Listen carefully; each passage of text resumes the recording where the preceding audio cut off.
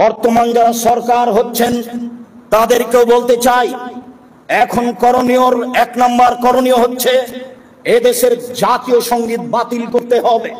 কে রে তুই? চিনিস আমাকে? তুই চিনিস আমাকে?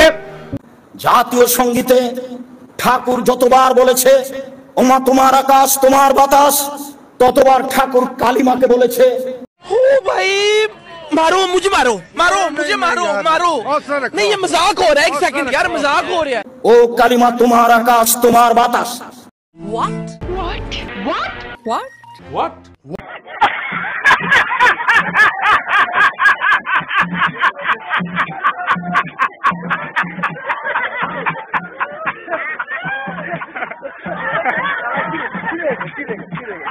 আমি 32 বছর থেকে বলে আসছি কালিমার বাপের আকাশ। আরে এরা কারা? কোত্থেকে এলো? আকাশ আল্লাহ, জমিন আল্লাহ, বাতাস আল্লাহ। আমি সিল মাইরা দিমু, আর মুখে আমি মুইতা দিমু, আর মুখে আমি মুইতা দিমু, সুটিয়ে লাল করে দেবো, নোংরামি বার করে দেবো। কখনো মুসলমানের সন্তানের মুখ দিয়ে এই সঙ্গীত বের হতে পারে না, অসম্ভব। প্রথমত এই জাতীয় সঙ্গীত বাতিল করতে হবে। এইটা কোনো কথা?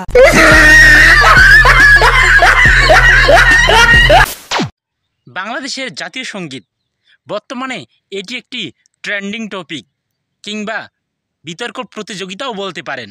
কারণটা বাংলাদেশে আওয়ামী লীগ সরকার ছাড়া যতবারই অন্যান্য সরকার ক্ষমতায় এসেছে ততবারই বাংলাদেশের জাতীয় সঙ্গীতকে পরিবর্তন করার চেষ্টা করেছে, কিন্তু তারা কখনো সফল হতে পারেনি। প্রতিবারে তারা ব্যর্থতার মুখ দেখেছে।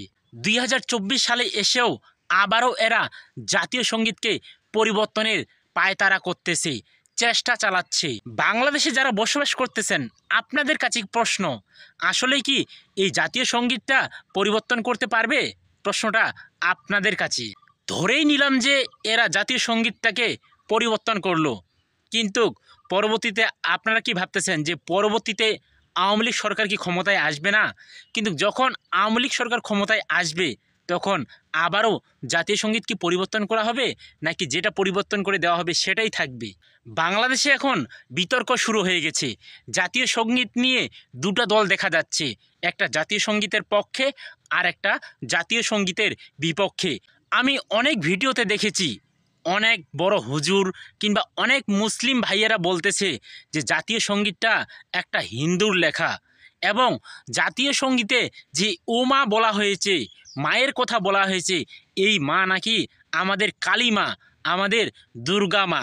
ওমা তোমার আকাশ, ওমা তোমার বাতাস, এখানে ওমা বলতে কালীমাকে নাকি বোঝানো হয়েছে, এবং কালী মায়ের আকাশ, কালী মায়ের বাতাস, এমনটি কিছু কিছু হুজুর বলতেছে যে এজন্যই বাংলাদেশের জাতীয় সঙ্গীতকে পরিবর্তন করা উচিত। তাছাড়া এই জাতীয় সঙ্গীতের লেখক নাকি রবীন্দ্রনাথ ঠাকুর, এবং রবীন্দ্রনাথ ঠাকুর হচ্ছে একজন হিন্দু, এজন্যই জাতীয় সঙ্গীতটাকে পরিবর্তন করা হচ্ছে। আপনারা একটিবার চিন্তা করে দেখেন তো যে বাংলাদেশে যে সমস্ত নামকরণ করা হয়েছে, যে সমস্ত নাম দেওয়া হয়েছে এবং যেগুলো নিয়ে চলতেছে, যেগুলো প্রাকৃতিক পরিবেশ নিয়ে বাংলাদেশ চলতেছে, সেগুলো কি হিন্দুদের দেওয়া নাম না? যদি বাংলাদেশের জাতীয় সঙ্গীতকে পরিবর্তন করতেই হয় তাহলে অনেক কিছুই পরিবর্তন করতে হবে। কারণ বাংলাদেশের জাতীয় পতাকার ডিজাইনার হচ্ছে শিব নারায়ণ দাস, ইনিও একজন হিন্দু ব্যক্তি। তাহলে বাংলাদেশের যে জাতীয় পতাকা আছে তার ডিজাইনও পরিবর্তন করতে হবে। রাষ্ট্রভাষা বাংলার প্রথম ভাষা সৈনিক ধীরেন্দ্রনাথ দত্ত, ইনিও একজন হিন্দু ব্যক্তি। বাংলা স্বরবর্ণ আর ব্যঞ্জনবর্ণের রচয়িতাকে জানেন? ঈশ্বরচন্দ্র বিদ্যাসাগর, ইনিও একজন হিন্দু ব্যক্তি। তাহলে বাংলাদেশের পাঠ্যপুস্তক থেকে স্বরবর্ণ আর ব্যঞ্জনবর্ণকে পরিবর্তন করা হোক। 30 লক্ষ শহীদের রক্তের বিনিময়ে যে বাংলাদেশ তৈরি হয়েছে, যে বাংলাদেশ নামকরণ করা হয়েছে, সেই বাংলাদেশ নামটাও মুছে দেওয়া হোক। বাংলাদেশের মানুষ যে বাংলা ভাষায় কথা বলতেছে সেই ভাষারও পরিবর্তন করা হোক, নিয়ে আসা হোক পাকিস্তানের সেই উর্দু ভাষা। কারণ বর্তমানে যারা এরকম আওয়াজ তুলতেছে, যারা জাতীয় সঙ্গীতের পরিবর্তন চাচ্ছে, তারা কে আপনারা এখন ভালো করেই বুঝতে পারতেছেন। এমনকি কোরআনের বাংলা নামকরণ করেছে গিরিশচন্দ্র সেন, ইনিও একজন হিন্দু ব্যক্তি। এটাও তাহলে পরিবর্তন করা হোক। শুধুমাত্র আপনারা জাতীয় সঙ্গীত পরিবর্তন করবেন, এটা কি করে ভাবলেন? জাতীয় সঙ্গীত পরিবর্তন করতে গেলে আপনাদেরকে অনেক কিছুই পরিবর্তন করতে হবে, এটা মাথায় রাখবেন।